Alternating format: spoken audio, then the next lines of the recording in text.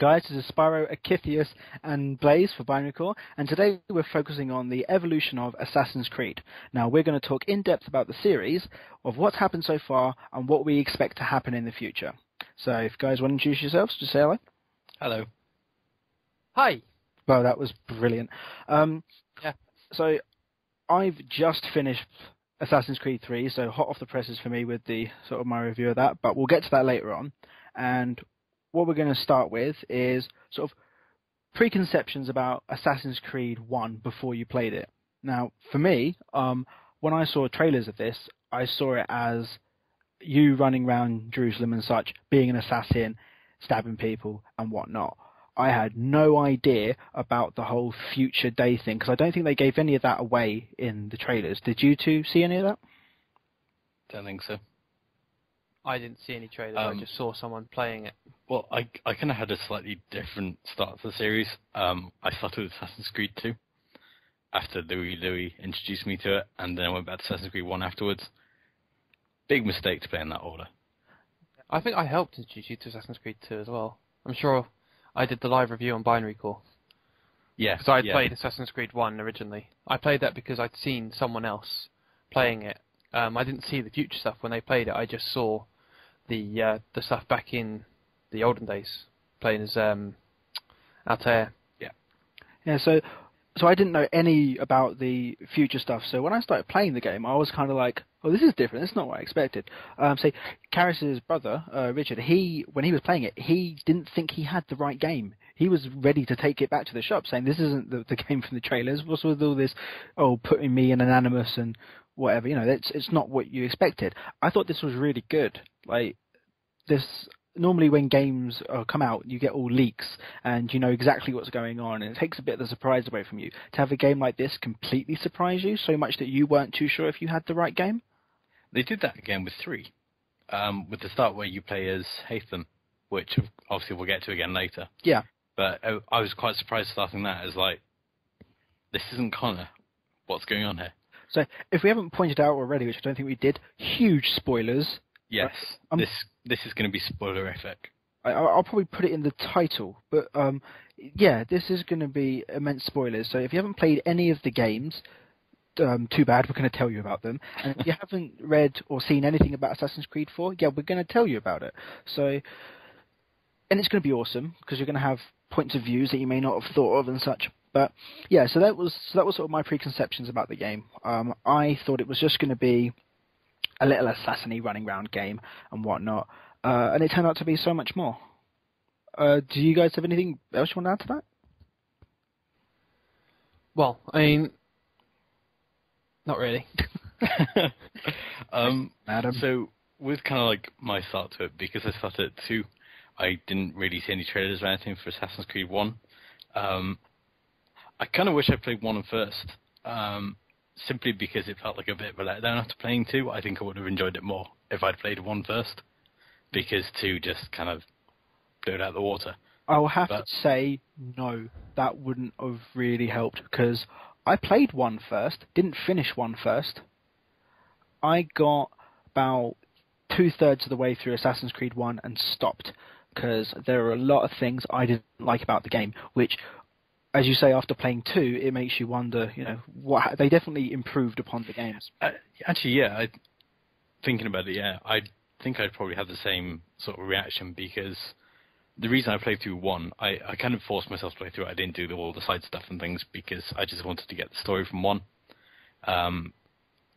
It wasn't anywhere near as enjoyable as 2. I don't know whether I would have even picked up 2 had I played 1 first, thinking about it. So that's yeah, I think playing 2 probably helped you complete 1 as well. It took me an entire year, I think, to complete Assassin's Creed 1, because, and one of the biggest problems with it is it was really, really repetitive. You were doing the same sort of tasks over and over again, followed by an assassination which was slightly varied. Yeah. And that wasn't fun. It was a chore. And I think if you'd have played that first, then it might have put you off. Like you said, you might not have played Assassin's Creed 2. Or you might not have finished Assassin's Creed 1. I didn't really have that much of... I never really got into Altair as a character. He just felt so... I don't know, shallow, perhaps, would be the best way to describe it. But I think maybe that was kind of like because I played 2 first, and Ezio was more of a like fully realised character than Altair, really. And he's sort of a lot more charismatic. So I felt in 1 that it wasn't really that. I didn't really get invested in Altair as a character. I just thought he was a bit of a dick. When you say shallow, do you mean like underdeveloped, or do you mean like he was shallow as persona? He was a shallow person. As a person, I think He was all about himself. I didn't think of him the same way I think as Connor. I thought of Altair as more of like a person, but a really boring person. He had no sort of like nothing particularly redeeming about him outside of sort of just being an assassin, and he was a bit up himself at the start and so on. I think I have to disagree, because I really liked Altair as a character. I think that's part of the reason I managed to finish the game was the development of his character. I liked him better in the book for Assassin's Creed 1 than I did in the game, which is kind of yeah. No, I think you're right there. He's better developed within the book. That's Renaissance, isn't it? No, not Renaissance. The other one. I did have it here, but I know the one you mean. But yeah, I thought he's more developed in that. But I liked because he was supposed to be someone you didn't like at first because he did his own thing, and that's shown better in the book as well. Yeah, he sort of did his own thing. He didn't follow the creed as he should have done, and then he got stripped of his weapons and whatever, and he had to earn his way back. And I thought that made him an interesting character the way he did that. Yeah, but I didn't feel like he really changed all that much. I mean, he's still the same sort of slightly dickish person, and in the game at least it was never really clear what he was fighting for, what was driving him, whereas that was sort of more explored in the books. So I felt that was a bit of a letdown within the game. He felt to me more like a character out of a Hitman game rather than more charismatic and sort of believable and human character like Ezio. So the book you're referring to is just Assassin's Creed, the graphic novel. Cause it wasn't a graphic novel, it was just a normal novel. Okay, because Renaissance is about Altair. Sorry, it's about Ezio. Ezio, yeah. I've got the book here now. It was Secret Crusade. Okay, yeah. That's the one, yeah. The fourth one. But it's quite interesting in either the Brotherhood or Revelations book, I can't remember which one, but they go back and they talk a lot more about Altair later on, after sort of the end of the first game. That would probably be Revelations. Makes sense because the game was. Yeah, I think it's Revelations. I found that really interesting, actually. Sort of wrapping up his story and sort of learning a bit more about what he did and so on. And his legacy, I think the sort of most rewarding or redeeming thing about his character was like the legacy of all the things that he did, like with sort of developing all these tools and techniques and so on. To the extent that Ezio was going around and finding the codexes, something like that Altair had written. Yeah, the codexes. Yeah. So I found that quite interesting, but I don't feel that Altair was as fully realised in the game as he could have been and as he was in the books, which is a bit of a shame, really. I get that, but I still think he was done well enough, in my opinion. I mean, obviously he was done better in the book, but I think he was still a good character in the game. Yeah, and he was still miles better than Connor. Yeah, but that's a discussion for later on. Or later on, yeah.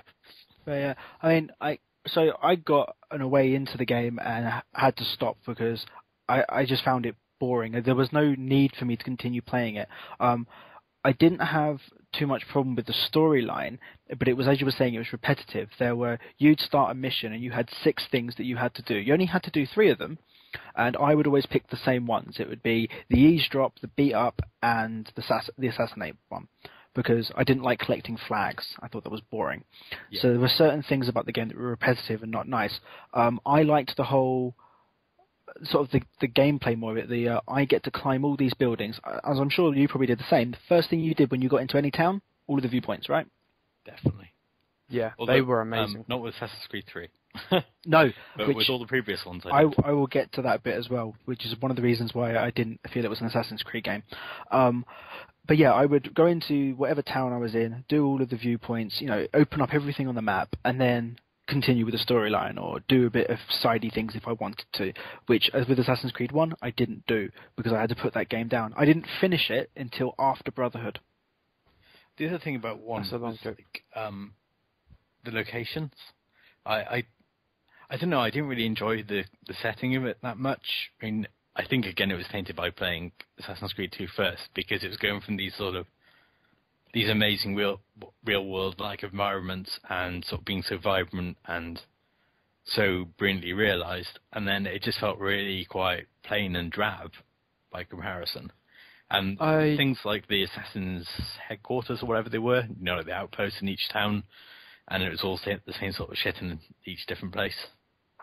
It was very much the same. Just the building was across the road in a different town. Yeah. It didn't look. The towns weren't different. Yeah, they didn't have like their own sort of characters and sort of individuality, and like all set in Assassin's Creed 2, for instance, which, yeah, my favourite one, obviously. Yeah. And every single one had this kind of like, even down to sort of the people there, had a sort of completely different feel about it, and it had its own sort of character. Whereas in Assassin's Creed 1, it just felt like they looked slightly different, and that was about it. I think that was probably a victim of the time it was set in more than anything else, because I reckon back then a lot of the buildings would have been similar. There wasn't as much variation in building. It was sort of like, this is how we build buildings. They're all going to look the same. This is how people are going to dress. They're all going to look the same. You still get sort of like what I would still have expected, all these different sort of like characterizations and sort of different feels, different places, which I didn't get in the first one. Okay, that's fine. I get that. But I agree. With the Crusade, you are limited to what you can do. With like number 2, you've got the Renaissance. Things are changing. That's kind of the idea. But with the Crusades, you are limited to that one sort of. It's a mud hut with a bit of other things going on, sort of clay. Yeah. But I will say, when I went back and played Assassin's Creed and actually finished it, the storyline was a lot more gripping towards the end of the game. That last third, I wish I'd stayed on and played it all the way through, because that last third was a lot better than the first 2/3 of the game. It did take a while to sort of like storyline. Sorry. Yeah. I think the storyline is what actually spurred me on to complete the game. I think that's where its biggest strength was, the game. Yeah. I mean, obviously, one of the first, I just going back to the preconceptions, I remember one of my preconceptions, one of the things I did see was, I didn't know it was Assassin's Creed at the time, was these people showing off this game where you'd be able to climb on any surface. And I thought that was something amazing, and that's what Assassin's Creed did. Yeah. But it lost it with the repetitiveness. So the gameplay was amazing, but failed. Can we say that?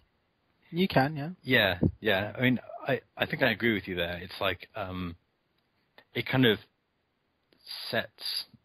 not set the standard, but set a sort of baseline to like what could be achieved, but I don't think it was fully realised then until Assassin's Creed 2. No, so and no other game has done so since, to be fair. Yeah. What other than Assassin's Creed 2? So what I think it might be is they didn't want to make a very linear storyline. They wanted it to be, because you're on an open world map, so make it an open world storyline. You can do things in certain orders, but that didn't really work. Even though the 2 and 3 and with the extra ones with 2, it is still open world. You can go wherever you want and do what the hell you want, but the story happens in an order, and you do kind of need that for a game. Yeah, definitely. I mean, you've got to have a structured story in order for it to work, I think. And it's like, I like the idea of one, whereas you go up and you plan your assassination and so on, but the problem there is that there's not enough variation in gameplay to keep it interesting. So it's like in sort of 2 onwards, there's a lot more variation. So they're still telling a story, but they're using different mechanisms rather than just a series of assassinations. Yeah, I found that as well. The game Assassin's Creed 1 seemed to make you want to plan out, really plan out how you're going to do this assassination. So you're assassinating a guy in a cathedral, for instance. It wants you to plan where you're going to stand, what point you're going to go and get him. But I found that even though it seemed to be that's what it was trying to lead up to, and that's what it was trying to say, the prerequisite quests, like the beat someone up, the get this information bit, was trying to give you a push to do that. At the end of the day, every assassination I did was pretty much run up to the guy and kill him. Yeah, it felt like the whole thing was just foreplay leading to sleep. I like that. That's it. Lack of a better way to describe it. And it's like, it it definitely felt like it was trying to force you down a certain path in terms of how to play the game. Whereas, in sort of later ones, you can... Okay, in Assassin's Creed 2, I'll say that again. You have like more variation in how you can execute your missions as well, or execute your assassinations. So you could sort of run in and go nuts, or you could sort of try and do it stealthily and that sort of thing. You can kind of adapt.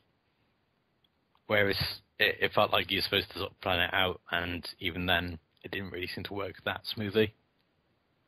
Yeah, it was all sort of just hope that it doesn't mess up and end up running after the guy to kill him, rather than, as you said, doing it smooth and planned. Yeah. Oh, should we move on premeditated. to... Sorry. Should we try Assassin's Creed 2 next? There was one thing I wanted to say on number 1 that we haven't talked about yet. We haven't even slightly mentioned. Desmond. Oh. Yes, this is something we need to... I really enjoyed the future parts of that, but I was gutted. I think one of the achievements was to hear every single word that Lucy spoke. Yeah, I didn't realise that one until after finishing the game. I realised it halfway through after I'd been doing that anyway. I'd been listening to everything everyone said. I was gripped by that. I wanted to hear everything everyone had to say. And then what I didn't think about was autosaves. Whilst you're in the Animus, it autosaves every now and then, so that's all sorted. When you come out of the Animus, you can then go and talk to Lucy and blah, blah, blah. That's what I did. I went out, talked to Lucy, turned off the Xbox, turned it back on the next few days later, went back into the Animus, but that conversation hadn't registered, it hadn't saved. So because of that one bit, I couldn't get the achievement. I'd already progressed into the next part, and I was gutted.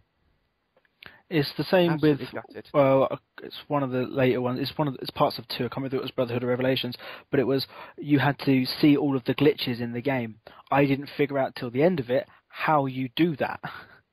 It was while during cutscenes, something would flash, and as it flashes, you meant to hit a button which switches the camera angle. Didn't figure that out till the end of the game. The achievement was to find 80% of them. Wasn't that the first one? No, don't think so. That was in number 2. Yeah. Oh, right, okay. I should know this. That's your favourite game. Yeah. But, okay, I should know that. Talking about Desmond, I mean, there wasn't much about Desmond given away in this. It was very much... The whole thing was about Altair, and there was a bit of Desmond every now and again. Not until the end of the game, when you come out of the Animus, and you see all of the... Did you go into Eagle Vision and see all the pictures on the wall? That's how it finishes, isn't it? You have to do that, and then you look at a particular picture, and then the credits roll. But there was already one in the bedroom beforehand. You see halfway through the game, there's like some wings or something on the bedroom you can see. Yeah. I didn't know that. Yeah. The thing about it kind of like, wow, this is sort of what I think of the modern day thing throughout the whole game scene. I'm not really a fan of Desmond. I never really got invested in him. Sorry. But it's kind of like I felt, even throughout all the games, I felt that the modern day was just a way to actually go and explore these different time periods. I don't think in any of the games that the modern day stuff was really as fully realised as it could have been. So you see it as more of an overworld map to get to the individual levels. If we were to treat this game, that's how it felt to me. Yeah. If we were to treat this game as a platformer, it would be you have the overworld map and you have the loads of little cities and whatever within it. Like the was it like one of the first Mario games where you had the little island thing, you go to different levels? That's basically what it felt like. I would say a good way of doing it is the first Spyro game, because on that one you had the land where the dragons lived, and within it were loads of different portals to the different levels of the game. That's basically sort of how I perceived the modern day stuff, because I didn't get invested in most of the characters. The one I was most interested in, I think, was Sean Hastings, but didn't really have that much of a background to him. Desmond, I didn't give even remotely a shit about, quite frankly, up until something like Revelations. And I thought Revelations was great in exploring his backstory and sort of how he's there and why he's there and everything. I think his father was introduced too late, and he just came across as a bit of an arse, quite frankly. And Rebecca was never really developed. So, I mean, she didn't have that many lines of dialogue, and so many times I go at the Animus to see if there's anything more to learn, and Rebecca would just say the same thing every time. And it was kind of like, I think they could have realised the characters throughout the whole series so far a lot better in the real world than they did. So Rebecca's the hacker. You should have loved her, but See, I found in Assassin's Creed 1, Desmond was a bit of a boring douche. And he stole pens. Yeah, but to be fair, he was being locked up in this room. He not stole knowing a what the pen. fuck was going. That's fine. He stole 2. I stole 1 because I'm good that way. And I missed dialogue, so I didn't get to steal the second pen. But, yeah, Lucy was a bit boring in Assassin's Creed 1 as well. Yeah. The standout character from the future in Assassin's Creed 1 was Vidic, I think. yeah, Vidic was played quite well. Yeah, I think, well, and I think that kind of goes for most of the modern day stuff. I think he was one of the better realized characters because he had this kind of like, I can't think of a way to describe it other than sort of evil drive, and it kind of like, it comes across in sort of the way he acts and what he says and things. Mm-hmm. Yeah, he had ambition and he had a reason. He had drive, and that is a lot more intriguing than this guy who's been captured and doesn't know what's going on and is just boring and is just going through his everyday life. Yeah, and who just kind of just moans about everything. Yeah. But that was in Assassin's Creed 1, I think. Yeah. But opinions changed for me as games went on. Well, my kind of like opinion about the modern day stuff, I've been thinking about it quite a bit lately since finishing 3, and the more I think about it, that's the more the way I'm kind of inclined to think, sort of take an opinion of it, just being kind of like a plot device for going between these different time periods. Yeah, I guess. But it was also it was what tied it all together. It was the reason for the games. I mean, otherwise, without that modern day element, there's no reason to. Yeah, but even then, it's like they would just be separate games. There'd be no real goal for the end of them other than the individual characters. Well, and would Altair have been able to carry it on his own merit? Maybe. I don't know. But the kind of like the tipping point for me was the ending to 3. And it's like when I got to the end of 3, it was just kind of like, so all this modern day stuff built up to that moment, and yeah, we can talk. Yeah, but we are getting ahead of ourselves. Now, should we move on to the one that we all want to talk about, number 2? You know, the game starts with Lucy returning to Abstergo to free Desmond. We're introduced to Sean and Rebecca, who we've talked about, and we have the new character of Ezio, who we all love, right? Yeah, we all love. If you could pick any assassin from all these games, you'd want to be Ezio, Auditore de Firenze. Exactly. Yeah. Okay. That's a fair point. And I say this game begins the greatest way ever. Baby sim. You know, press X to kick, I remember press that. Y to punch. You know, you wanted to smack your dad in the face. You go, I'm going to punch it really hard. But no, it didn't work. But that was weird. I thought that was really weird. When I did that, I thought, okay, so the way it's going to work is during combat. Because I thought, they've overhauled the combat. So when you want to punch someone or hit them with a sword, you're going to have to press X. Or when you want to kick them away, you have to press Y. But it was nothing like that. It just seemed like the most random thing ever. Here, press a few buttons to make a few moves that you're never going to use that way again. It's like Ubisoft had gone, do you know what? I just played this other game, and there's this thing called quick time events, and they're like, really? Quick time events? In cutscenes, we can make the user interact. No, yeah, we totally could. Let's do it. Can we call them quick time events? Because they were sort of like, press it whenever. I think I left one of them for ages because I was just like, what's going on? And then, I should press it. What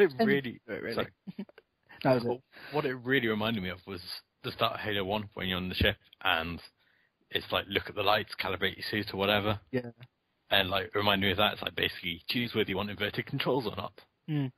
And it's like, I kind of see what they're trying to do in terms of teaching players like the concept between, you know, sort of like high profile, low profile and controlling limbs or whatever, but it doesn't really map out like that when you actually start playing the game. You don't think of it in terms of like, oh, I'll press X to make him punch someone.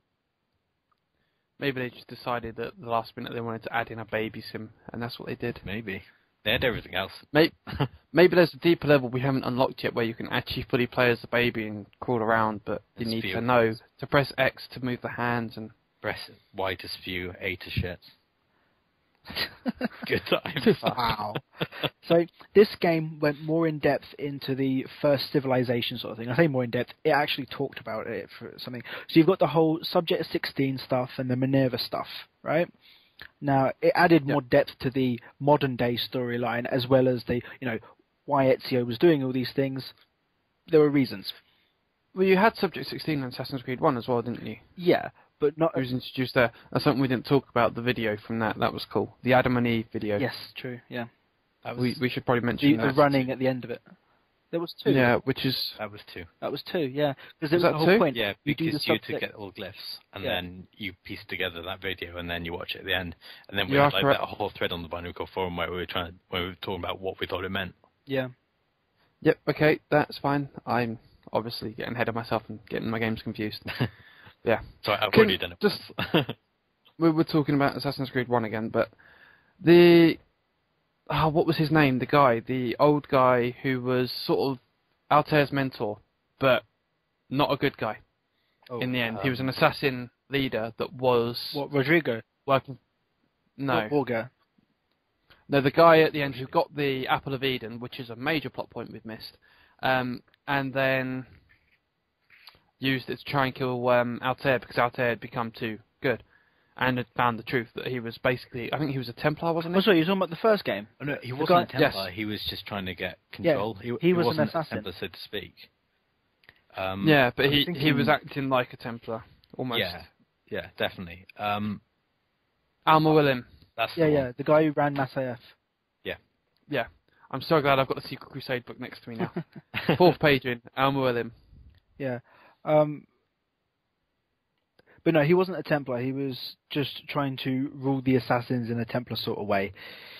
He wanted his own sort of private army that he could control, and they'd have to be obedient to him. So he'd have this whole sort of army of assassins at his beck and call, and there wouldn't be anyone sort of questioning what he does or anything. He had already. But he wanted to use it for sort of ends that were against the Assassin's, creed. If he wanted complete control, the assassins could still just say no.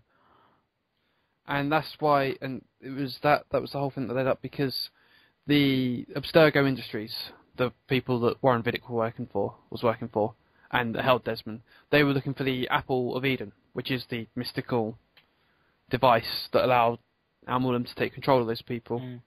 And that was how Assassin's Creed 1 ended. That final fight was interesting, because I had no idea what I was doing.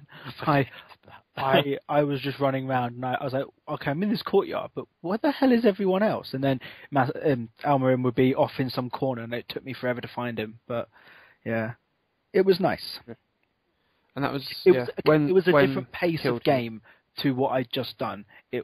That's probably why I liked it. They'd taken the repetitive nature out of it, and there was something new here, an actual fight sequence, a boss fight, if you would. Yeah, I think it's not Richard, is it Richard? No, it's the guy trying to kill King Richard. The Templar, the main Templar guy. Everything from Robert the point Sable. where... That's it. Yeah.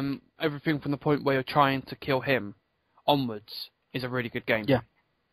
Because that's it, because you have the big fight with him, and then it becomes a more quick-paced game, and it's a lot more fun and less repetitive. Yeah, it feels like it finally kind of gets into the swing of things rather than just the same shit over and over. Yeah, and then it ends, and you're like, oh, what? It's just getting into this game. Then then there's 2. Yeah, then which 2 was happens. just phenomenal. We've said we like the settings. You've got Venice, Florence, Forlì, San Gimignano, and the Tuscan countryside. You were saying before that all of them seems like their own place. They all had their own little quirks. Like, you'd go into one of them, you're like, this is Venice. Venice is different to Florence because of these reasons. Whereas in number 1, every city was the same. Yeah. It's tough to tell the cities apart, but... Yeah, it's sort of number like 2. there's this whole sort of separate character to each place. And I don't think you can even... I don't know, I can't really think of a way to verbalize it directly, but it's like the feel of the place and sort of how it just felt sort of being there and having these people acting certain ways around you and what sort of the buildings look like and that sort of thing.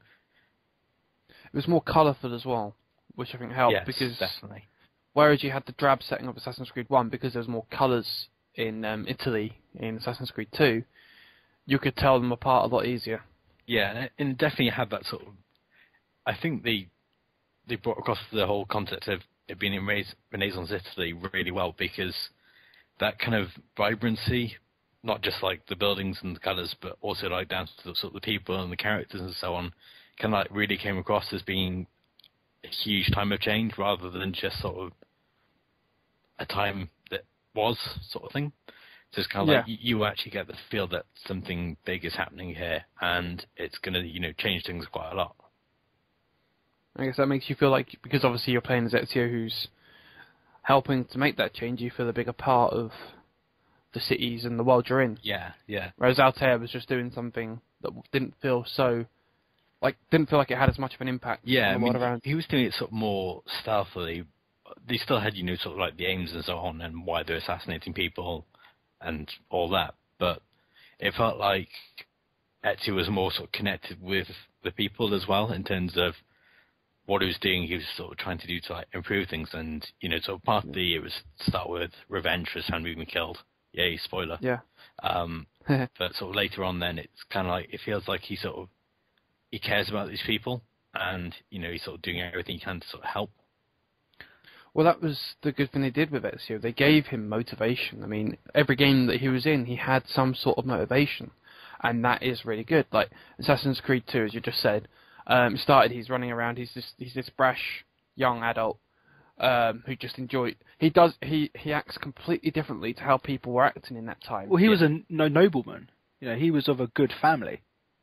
But he didn't act like it. Yeah. He was a troublemaker. Yeah. And then his family got into trouble. Well, they didn't get into trouble. They got caught for something wrong, didn't they?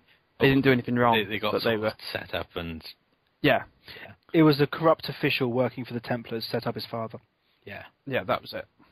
And they got murdered, and that was what spurred him to become an assassin. He found about his father being an assassin, and then...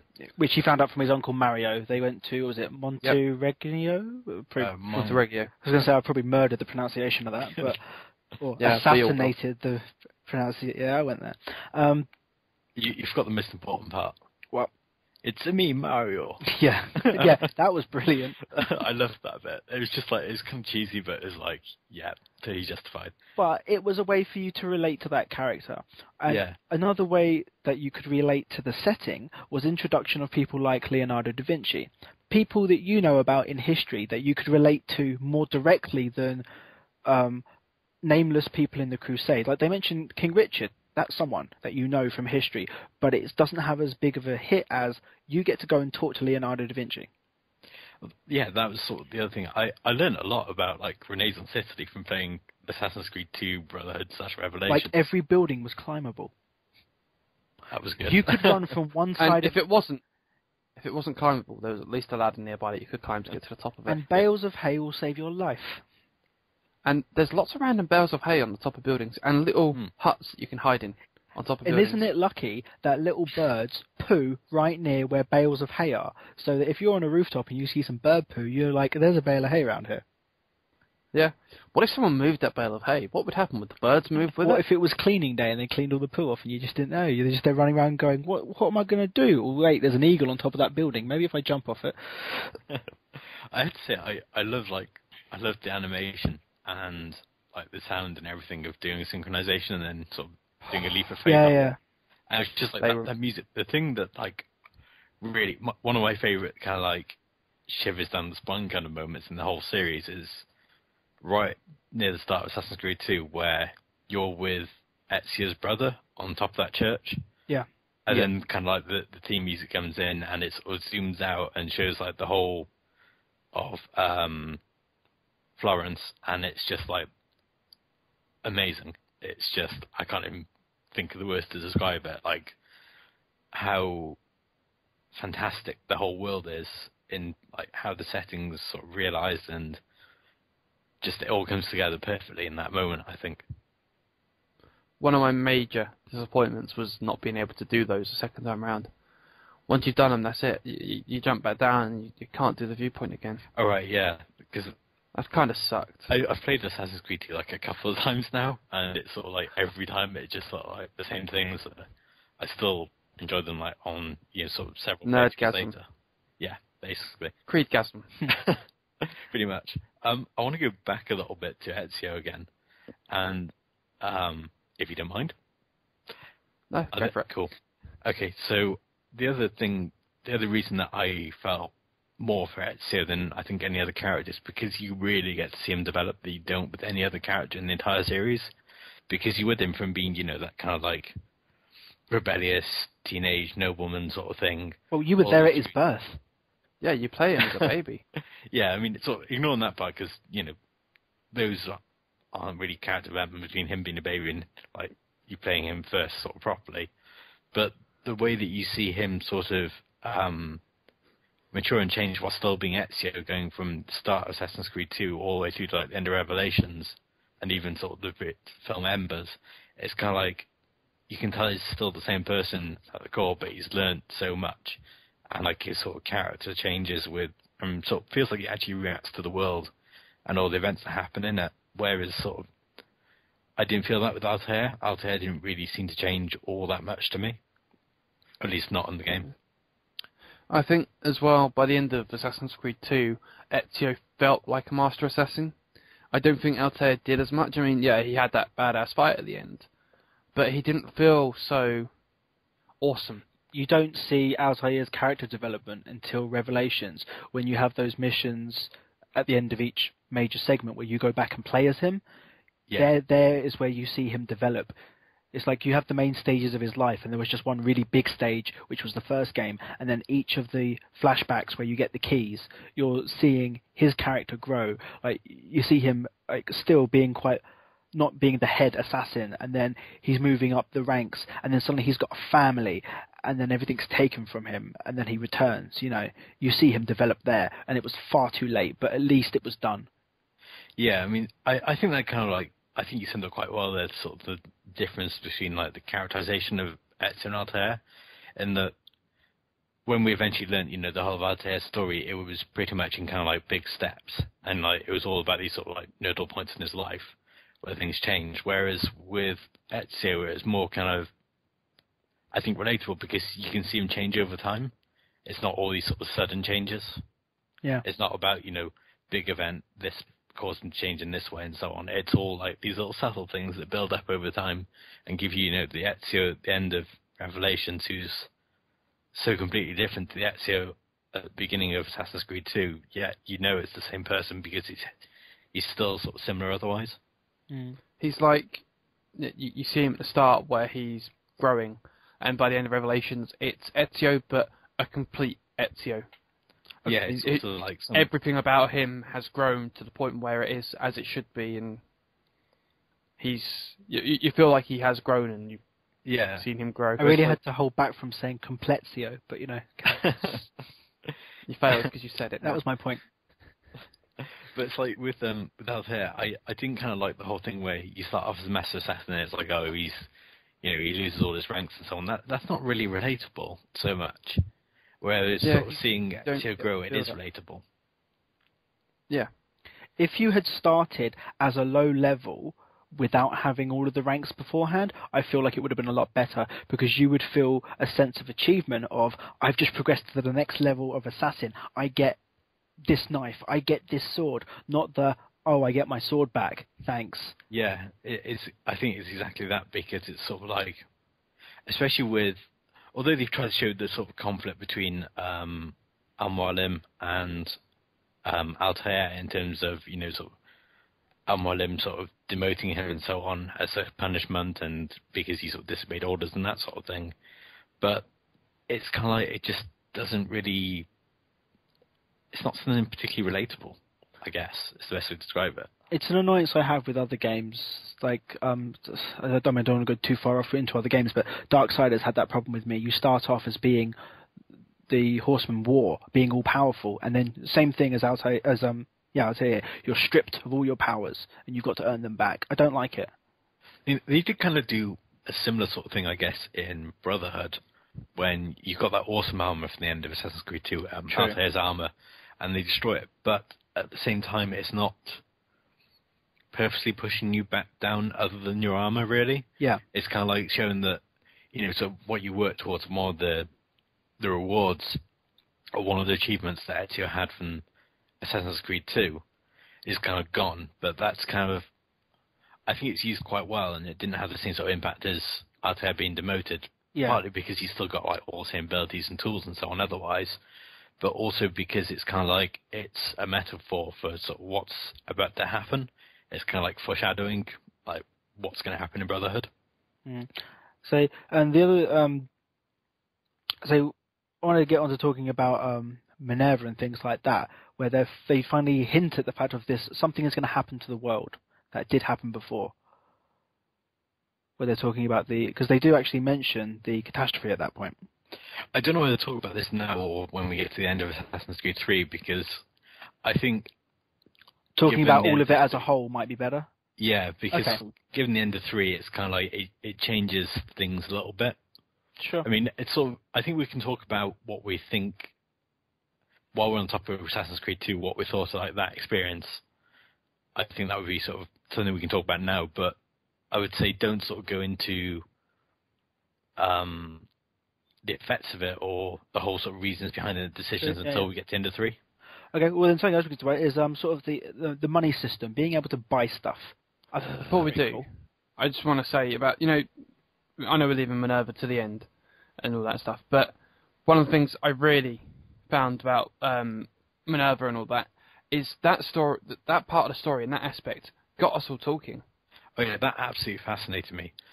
That's one thing I was kind of hoping one of you would bring up at this point, even if we don't go into like the details of it until we get to end of 3. But it's like that kind of, when they introduce that, I think they sort of change things quite drastically in terms of what you're working towards.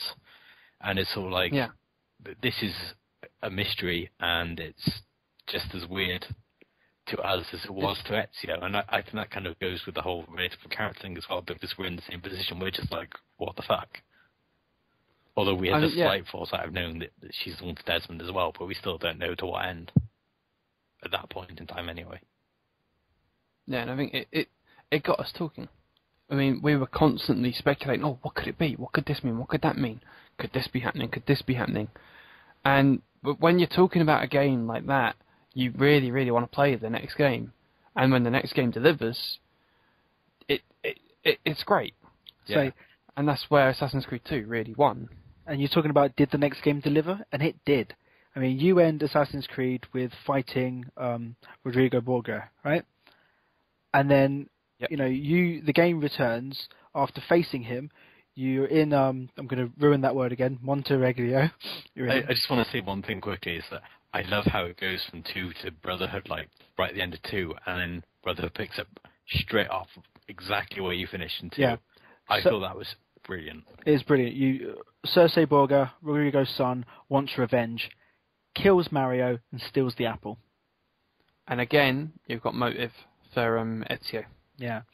Straight away, motive that's going to get you into the game. And it's not just a personal motive. You realise it's bigger than you, that you've now got to free all of Rome from the Borgia family. Which and the fact that Ezio realises it as well, I think is a pretty that's what I was getting. I didn't mean like you just realised it. The fact that he sees that the assassins are meant for bigger things. Not just with the whole, like, the Minerva stuff, because obviously he doesn't know too much about it or really anything, but he realises that the assassins need to preserve life and their way of life. Yeah, absolutely. I mean, it's like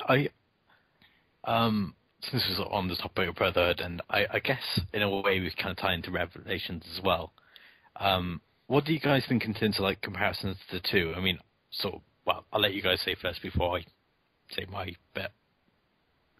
Well, I mean, I've said it before and I'll say it again. 2 set a bar, and I mean, it set a really high bar.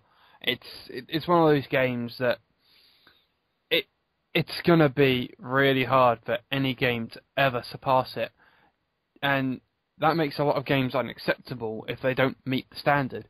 So, I mean, Brotherhood got a good reception. It wasn't as long as Assassin's Creed 2, but I think that's partly because it was meant as a sort of spin-off. But it matched up. It did enough to almost reach the standard of Assassin's Creed 2.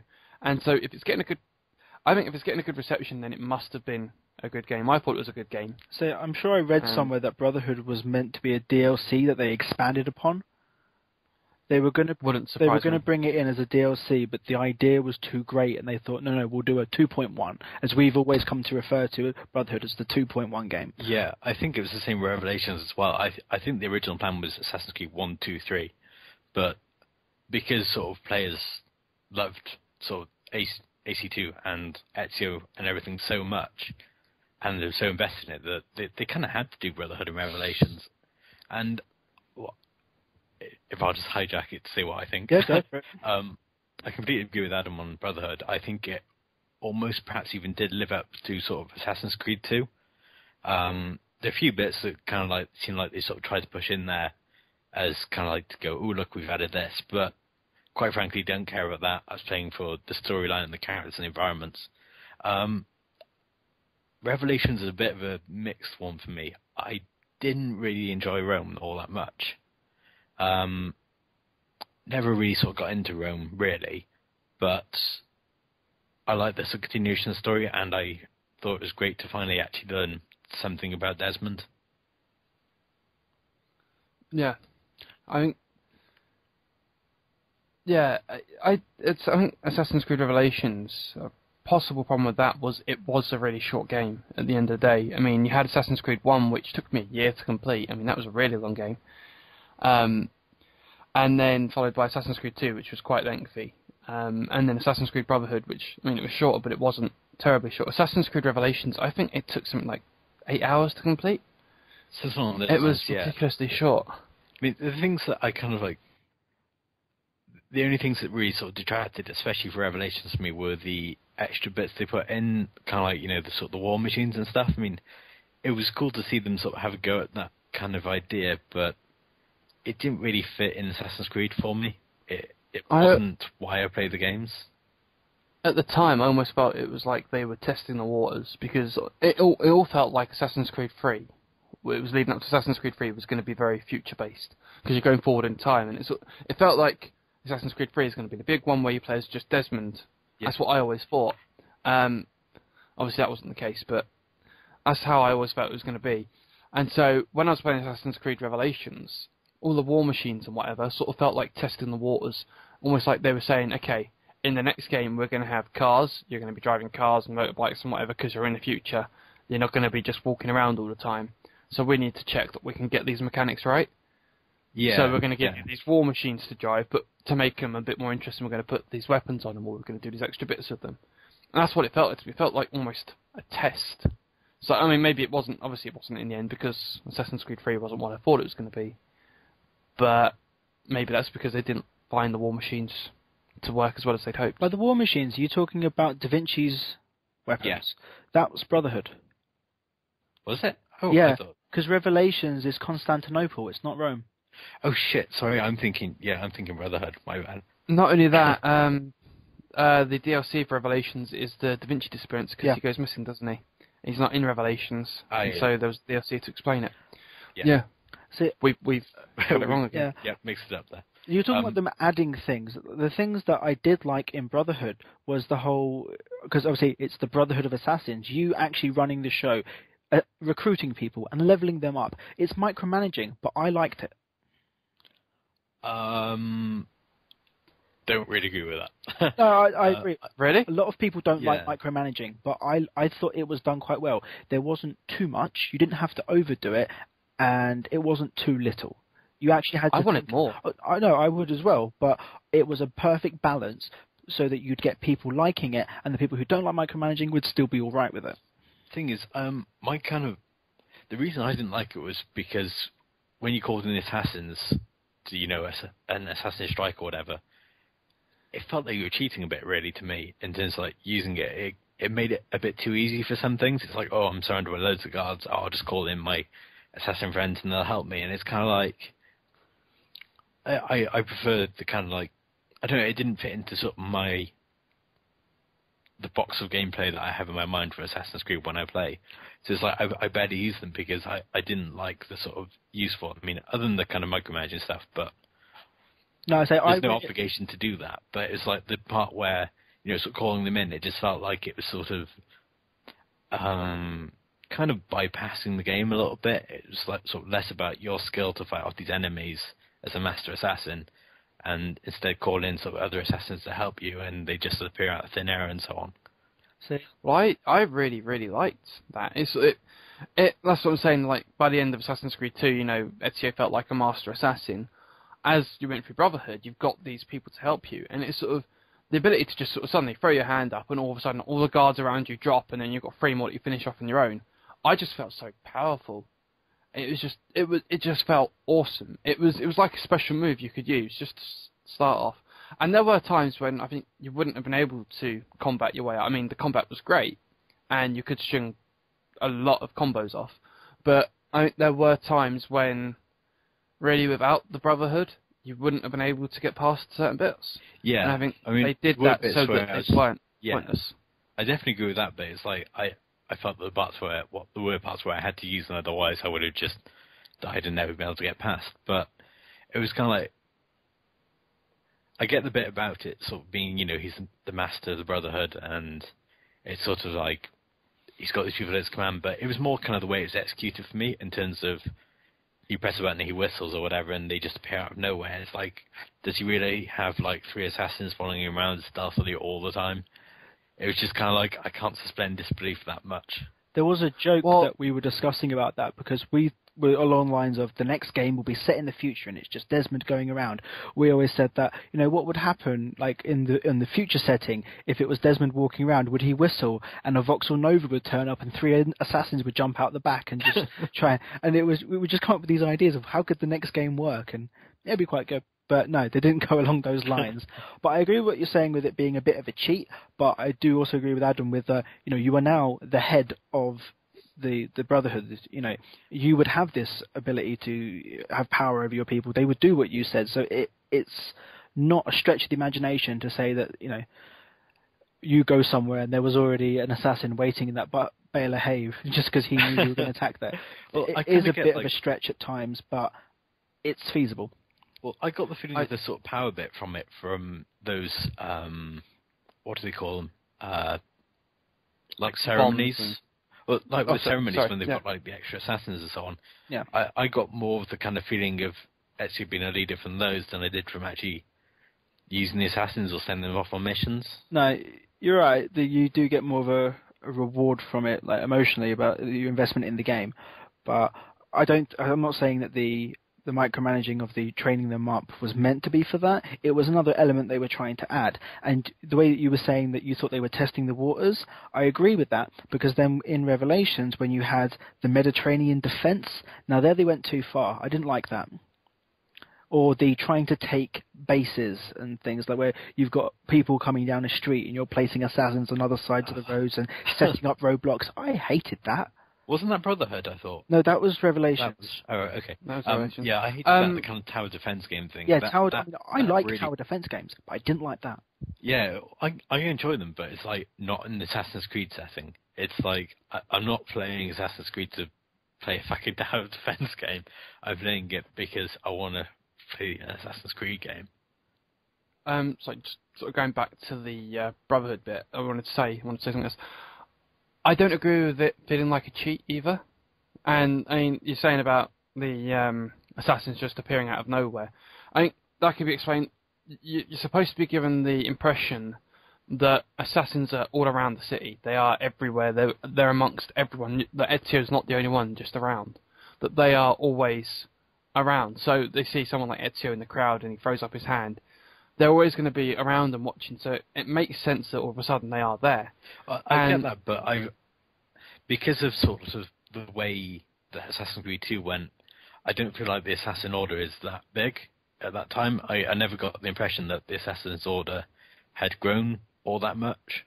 I felt like it was in a transition period, because obviously you didn't meet that many during Assassin's Creed 2. And it's a new location as well. No, not the new. Was it a new location? Yeah, it was Rome. Yeah, Rome, which was the big city. I mean, you're going to have a big Assassin's influence there. And as for the cheating bit, I feel like a cheat is something that you do without having to work for it.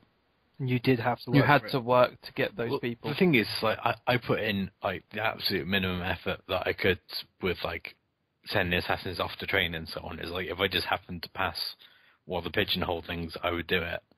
but I wouldn't sort of go out of the way and like purposely sort of level it up. So it felt like that if I used them, I was getting something for basically very little effort. I just went in, pressed a couple of buttons, and then went off again. I never really sort of planned it out properly or anything like that. So that's kind of why it felt, maybe not like a cheat, but it was kind of like, it felt like that I was getting more back than I put in, and in that way it wasn't really sort of like something I necessarily deserved to have the ability to do.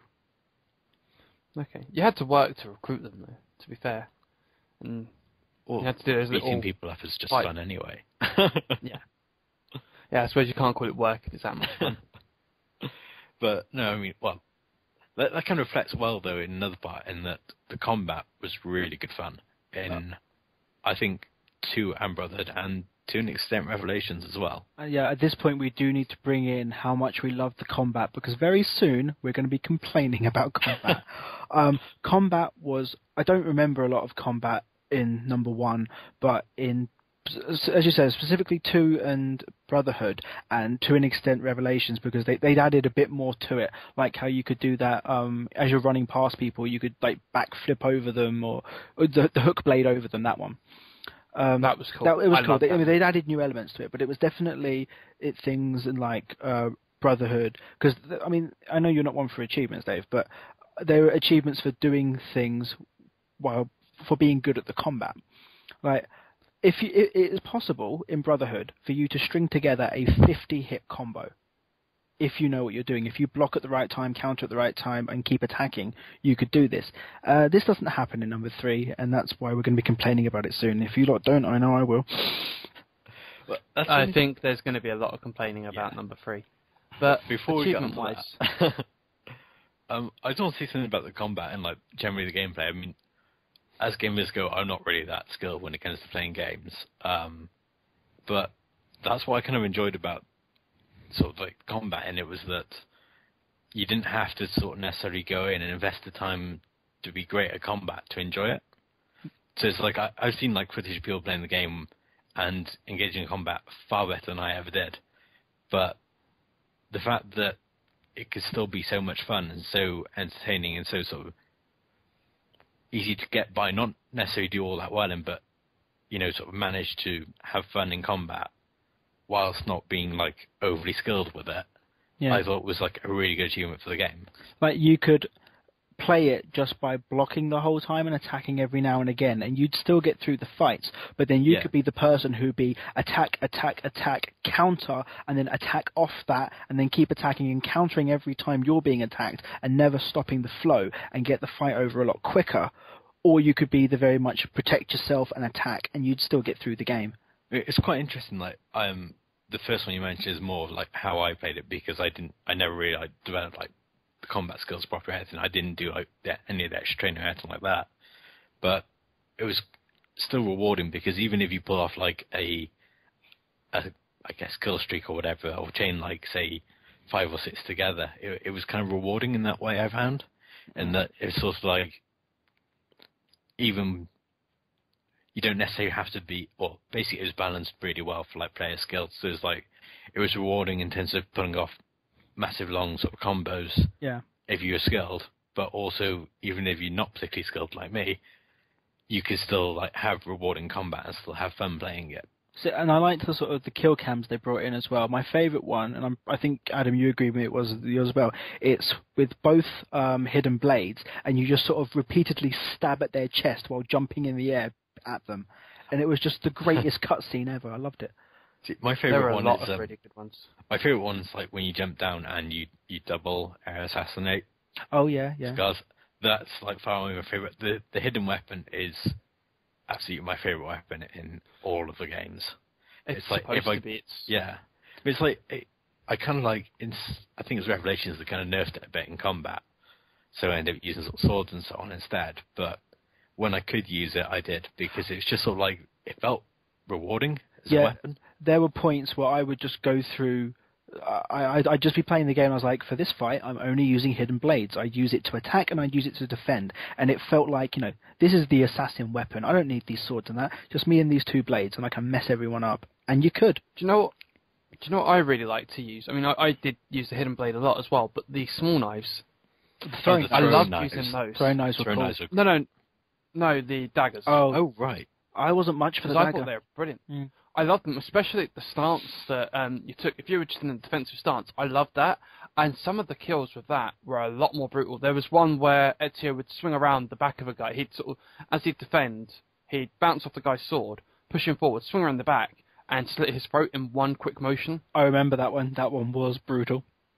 And a lot of the combat kills were amazingly brutal, but that one was one of my favourites. I loved using these small daggers. And that's something you were going to talk about before, the money system and weapons. Yeah. And being able to, buying buildings, fixing them up, stuff like that. I thought it was brilliant. It was a way of income in the game so that you could continuously buy stuff. In certain later games, that whole income system was ruined. I mean, convoys, what the fuck? What were you thinking of? Anyway, but no, buying all the buildings, buying all the banks, buying all of the armories and the stuff like that, that was brilliant. I'd like that. And the armour and the weapon upgrades. yeah. I mean, you could change it. It's clothes colours. There was customization. There was an it. achievement for changing your colours as well. Yeah, the ebony and ivory one. If you bought the ebony colour and the ivory colour, And also you got an wearing achievement. the cape from each town. Yeah, that was cool as well. And I think that reminds me. I'm sure you got 1,000, didn't you? I 1,000-did number 2 or Brotherhood. I can't remember which one it was, but I 1,000. Probably number 2. Yes, it was number 2 because I had all the DLCs for number 2 and I didn't do everything in Brotherhood. But yeah, 1,000 number 2 is in feathers were. I know. Me and Akythius were talking about doing it at one point as well, trying to get 1,000. I don't know if you did. Akythius. Akythius, did I say it right? You didn't. But you did then. Yeah. I tried. I never completed all of them on 2. I tried it on 2, but I kind of didn't. It's the feathers that are the problem, isn't it? I Can did I feathers. backtrack a little bit to money and buying things? Yeah, go for it. Before we go too far off the topic, I just want to chime in on that one. I quite enjoyed it in 2 because it's sort of like building up the town and it's kind of like your own little domain almost. Definitely the building up the town. I like that. Montenegro, yeah, that was really. I nice. liked seeing sort of that change, but I never really got invested in it in Brotherhood and Revelations because it just felt too widespread.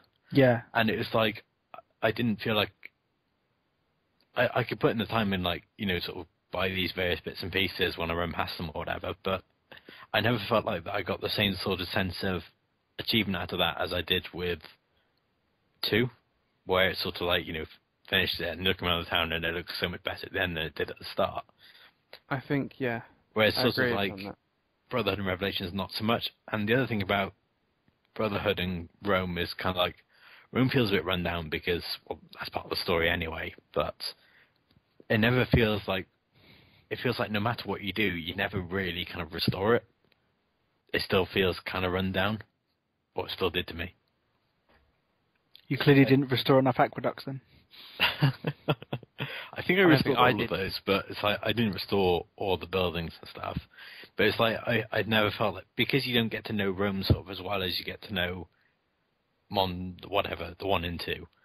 It kind of there wasn't that sort of sense of achievement of sort of saying, oh, this is kind of my home, and I've sort of built it up and improved it and sort of brought it back from almost desolation. Yeah, I think in Brotherhood and Revelations, my money was spent more on weapon upgrades. Yep. Yeah. Because they were more valuable to me.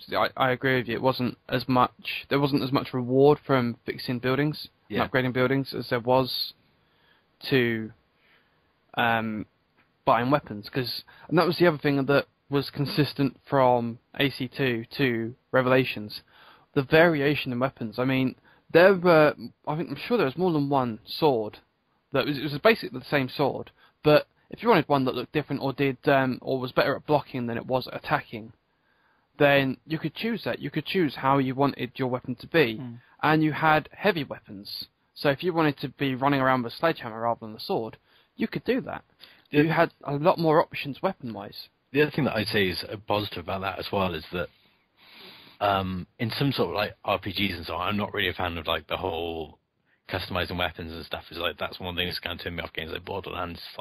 too much choice. But I felt like it was a good balance of choice. So there's like enough to feel like I could sort of pick my own way to suit how I played the game in terms of combat, but not be overwhelmed with sort of customization. So it's like never felt like I was going to get sort of bogged down in having to decide different things and make trade-offs that I didn't want to make. You spoke about consistency, and you're right on one specific thing, and it's the same for almost all of the games except for number one, because I don't remember it specifically. The best sword was always the French cutlass, and I don't understand why. I remember the first and only time I went into a shop on Assassin's Creed 3, and it was because I had enough of the bloody tomahawk and I wanted a sword. Looking at all the weapons, French cutlass was the best weapon there, and that was the same as in Revelations and the same as in Brotherhood. Wait, there were shops in 3? Yeah, there because I remember saying to you about I've had enough of the tomahawk, I want a sword, and then I went to a shop and bought a sword, and I was like, why didn't Adam tell me about that? I didn't realise the shops either. Yeah, that's a lot about what we're going to be talking about later. Well, I think we're about to kind of go on to Assassin's Creed. Just before that, there's one more thing that I'd like to mention about actually it's 2 really, DLCs that you mentioned, touched on briefly. Oh yeah, the hidden sequences, they were very good. Yeah, I thought the 2 DLCs, or the 2 sort of extra sequences on Assassin's Creed 2, I thought they're absolutely phenomenal. I really enjoyed Bonfire of the Vanities. That was my favourite of them. And it was just sort of like the way the missions were laid out and the opportunity to sort of go back and fill in the blanks sort of thing in that same sort of fascinating, or the most fascinating bit of the series so far for me was just great. I loved playing those 2 DLCs. It's like I wasn't going to get them to begin with, but you got the first one and you were like, no, go get it, and I did, and it was so good. Yeah, I mean, as much as I liked them, I think it's a bit douchey of Ubisoft to have done that, because they clearly planned to put those in and then decided, you know what, we'll leave it as DLC. That's why they left 2 sequences. It's not like they added it afterwards, decided, we can put DLC. Because it was 12 and 13, wasn't it? They were in the middle. Yeah. Well, there's something I read about it. They left them out purposely. I think one of the things I read about it was that they weren't quite ready, weren't quite polished for the release of AC2. So that was like the decision to release them as DLC. Sounds like a cop-out. So it's like... Yeah, would you really work on the final mission before the missions before the final mission? Well, basically, if that is true, then in which case it's forgivable, because they really were polished. They were great, I think. Come on, and there were worse things you could complain about Ubisoft. Assassin's Creed 3. I mean, well, personally, in terms of like money spent for experience, although it's kind of expensive compared to Assassin's Creed 2, in terms of like paying money for a DLC, that was some of the best DLC I've come across yet, if not the best, because it's sort of like it was so well polished and it was fitted in so well with everything else. It added so much to the game that I think it was definitely sort of... I felt quite justified in spending that money. I don't regret spending the money on DLCs. That's good to hear.